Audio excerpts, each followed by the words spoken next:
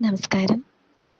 ഇന്ന് ഞാൻ നമ്മളെ ജീവിതത്തിൽ ഒരു കോമൺ ആയിട്ട് നടക്കുന്ന കാര്യം, ആ ഒരു കാര്യത്തിൽ നമ്മൾ ചെയ്ത അബദ്ധങ്ങൾ കാരണം നമ്മൾക്ക് തന്നെ ലാസ്റ്റിൽ പണി കിട്ടുന്നത്.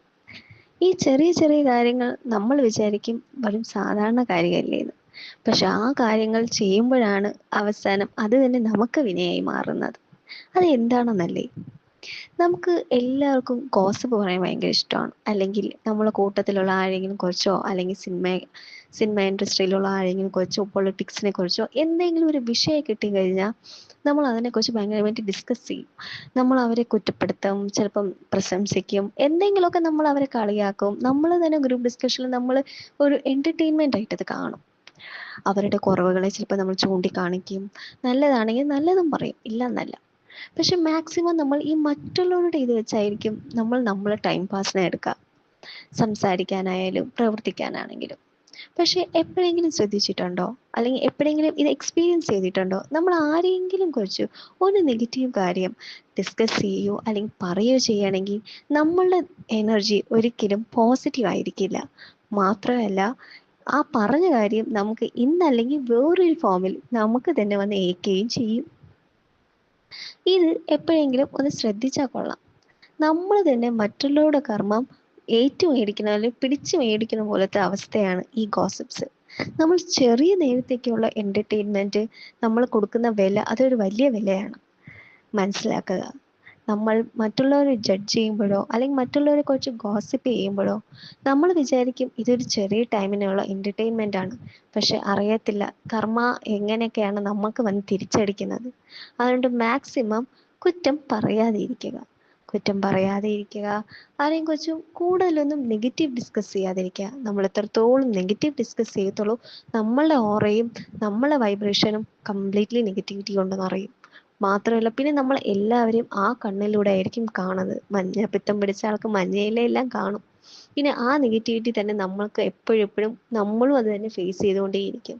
നമ്മളുടെ ഉള്ളിൽ തന്നെ പിന്നെ ഒരു ഇൻസെക്യൂരിറ്റിയും വരും. കാരണം നമ്മൾ ഈസിലി ആയിട്ട് മറ്റുള്ളവർ ഫ്രീ ആയിട്ട് നമ്മൾ ജഡ്ജ് ചെയ്യുമ്പം നമ്മൾ മറ്റുള്ളവരുടെ കയ്യിൽ നിന്ന് ജഡ്ജ് ചെയ്യപ്പെടും. ഇങ്ങനെ ഒരു സംഭവം അവിടെയും ഉണ്ട്. സോ നമ്മളുടെ ഒരു ക്യാരക്ടർ അല്ലെങ്കിൽ നമ്മളുടെ ഒരു സ്വഭാവം അത് നമ്മളുടെ പല ദൂഷ്യഫലങ്ങളിൽ ചെന്ന് എത്തിക്കും. അത് മനസ്സിലാക്കുക. അങ്ങനെയൊന്നും പോവാതെ മാക്സിമം സ്വയം കൺട്രോൾ ചെയ്യാൻ നോക്കുക. അറിയാം നമ്മൾ ഇത്രയും നാൾ എൻ്റർടൈൻമെൻ്റ് ആയിട്ട് കണ്ടുകൊണ്ടിരുന്നതിന് പെട്ടെന്ന് കയറി തടഞ്ഞു നിർത്താൻ പറ്റുമോ കർമ്മയാണെന്ന് പറഞ്ഞ്? ഇല്ല, പറ്റില്ല എന്നറിയാം. പക്ഷെ നമുക്ക് ശ്രമിച്ചൂടെ? ആദ്യമേ കയറി കംപ്ലീറ്റ് ആയിട്ട് നമുക്ക് സ്റ്റോപ്പ് ചെയ്യാൻ പറ്റില്ല. പക്ഷെ നമുക്ക് പതിയെ പതിയെ നമുക്കതിനെ വിഡ്രോ ചെയ്യണ്ടേ? നമ്മളെ നല്ലതിന് വേണ്ടി ഇനി ഒരു പുതിയ കർമ്മ ക്രിയേറ്റ് ചെയ്യാതെ നമുക്ക് തന്നെ ആ ടൈം എങ്ങനെ നമ്മളുടെ ഗ്രോത്തിന് വേണ്ടി വിനിയോഗിക്കാം എന്ന് നോക്കണം.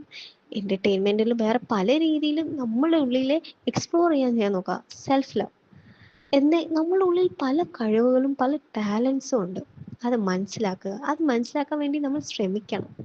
ചിലപ്പോൾ നമ്മൾ അറിയാത്ത പല ഹിഡൻ ടാലൻസോ സ്കിൽസ് കാണും. അത് നമ്മൾ ആ ടൈം മറ്റുള്ളവർക്ക് വേണ്ടി നെഗറ്റീവ്ലി യൂസ് ചെയ്യുന്ന ആ ടൈം നമ്മൾ പോസിറ്റീവ്ലി നമുക്ക് വേണ്ടി ഉപയോഗിച്ചാൽ അത് നമ്മളെ ഗ്രോത്തിനും നല്ലതാവും. കൂടെ നമ്മളെ വൈബ്രേഷനും ഹൈ ആയിരിക്കും. നമ്മളെ വൈബ്രേഷൻ ഹൈ ആയാൽ മാത്രമേ നമ്മളെ ചുറ്റിലുള്ളവരും പോസിറ്റീവായിട്ട് നിറയും. പീസ് നമുക്ക് വേണം. അത് നമ്മളെ ഉള്ളിൽ നമ്മൾ ക്രിയേറ്റ് ചെയ്ത് തന്നെ ചെയ്യണം. ഇതൊന്ന് ശ്രമിച്ചു നോക്കൂ. ഇന്നത്തെ ഇതൊരു ടെസ്റ്റോ ടാസ്ക് ആയിട്ടും വേണമെങ്കിൽ കാണാം. ഓക്കെ, ഒന്ന് ശ്രമിച്ചു നോക്കൂ. മാക്സിമം ഒന്ന് വിഡ്രോ ചെയ്യാൻ നോക്കൂ.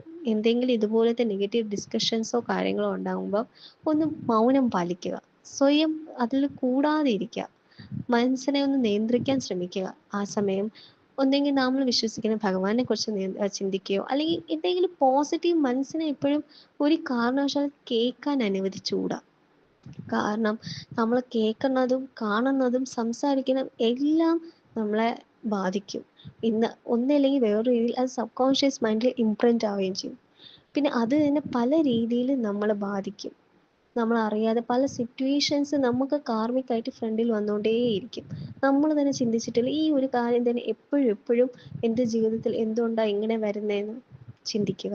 നമ്മളെ കർമ്മവും ഇതിൽ പാർട്ടിസിപ്പേഷൻ ഉണ്ട്. ശ്രദ്ധിച്ചു കഴിഞ്ഞാൽ നമുക്ക് പല കാര്യങ്ങളിൽ നിന്നും നമുക്ക് രക്ഷപ്പെടാൻ പറ്റും. Okay, thank you.